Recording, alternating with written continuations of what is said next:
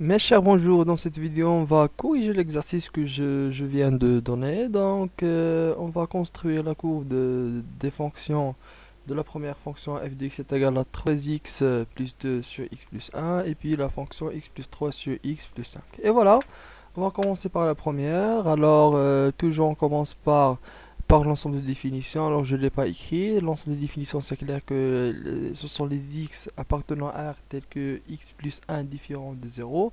Et puisque x plus 1 différent de 0, le x doit être différent de moins 1. Donc, l'ensemble de définitions, c'est R privé de singleton moins 1, tout simplement. Alors, on commence toujours par transformer la formule pour trouver les coefficients alpha et bêta. Alors, moi, je procède par une division euclidienne. Je divise 3 plus 2 par x plus 1. Et voilà, on aura 3 dans le quotient. Pourquoi? Parce que à cause je dois multiplier le x pour avoir le 3x avec 3 tout simplement. Donc 3 fois x c'est 3x. Donc 3x j'écris là l'opposé c'est moins 3x. Alors 3 fois 1 c'est 3. L'opposé de 3 c'est moins 3. Donc j'écris moins 3. Alors si je somme le 3x avec le moins 3x ça vaut combien? Ça vaut 0. Et si je somme le 2 avec le moins 3 ça vaut moins 1 comme vous voyez ici. Et voilà donc le dividende est égal le diviseur fois le quotient plus le reste. Alors, tout simplement, le 3x plus 2 est égal à 3 fois x plus 1 moins 1. Alors, pour transformer la formule, je remplace le 3x plus 2 avec cette quantité. C'est ça ce que j'ai fait. Donc, j'ai remplacé le 3x plus 2 que j'ai dans le numérateur avec 3 facteurs de x plus 1 moins 1 c'est la forme que j'ai trouvée avec la division euclidienne. Alors je continue كنعطي لكل وحدة le dénominateur ديالها a sur b a plus c sur d c'est a sur b plus c sur d, c'est ça ce que j'ai fait. Donc 3 fois x plus 1 sur x plus 1 moins 1 sur x plus 1. Je continue en simplifiant le x plus 1 posé dans le numérateur avec le x plus 1 posé dans le dénominateur. Et on n'aura que le 3. Alors comme ça on aura 3 moins 1 sur x plus 1. Comme ça donc le bêta c'est 3 et le alpha c'est 1. Alors c'est ça ce que je vais écrire ici. Alors le alpha est égal à 1 et le bêta est égal à 3 tout simplement. Je continue après après que qu'on a trouvé alpha et bêta, on peut dire que f est un hyperbole de centre de symétrie moins 1, 3. Aussi asymptote horizontale y est égal à 3.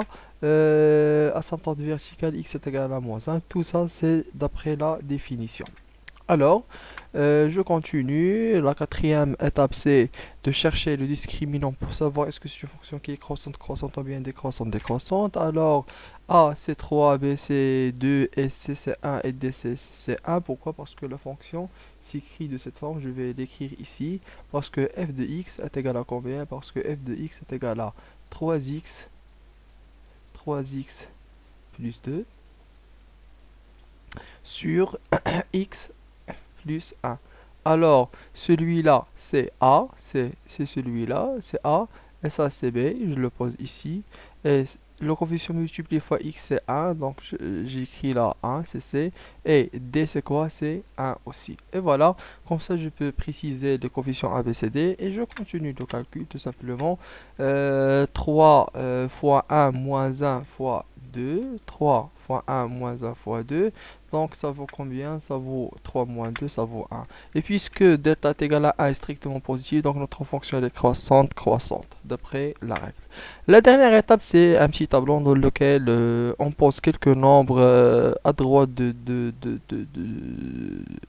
moins 1. Donc moi j'ai choisi 0, 1, 2, 3. J'ai calculé leur image, c'est 2, 5 sur 2, 8 sur 3, 11 sur 4. Maintenant on peut passer pour représenter ce qu'on a étudié dans le graphe, tout simplement. Donc, je commence par présenter le oméga. Qu'est-ce qu'on a trouvé? Le centre de symétrie de notre fonction, c'était moins 1, 3. C'était oméga de coordonnées moins 1, 3. Donc, je me déplace dans mon logiciel de dessin. Vous devrez faire ça dans vos cahiers ou bien vos cahiers d'exercice sûrement. Alors, on commence par représenter le oméga, puis les asymptotes horizontales et verticales. Comme vous voyez, l'asymptote horizontale y est égal à 3 et verticale x est égal à moins 1. Puis le point qu'on a calculé leur image. Donc, le point A de coordonnées 0, 2, puis B de coordonnées 1, 5 sur 2, puis C de coordonnées 2, 8 sur 3, et D de coordonnées 3, 11 sur 4. Et on relie tout simplement ces points à main levée. Et puis on continue du point D en s'approchant de l'axe horizontal, y est égal à 3, de cette façon. Puis on continue de A vers l'asymptote verticale.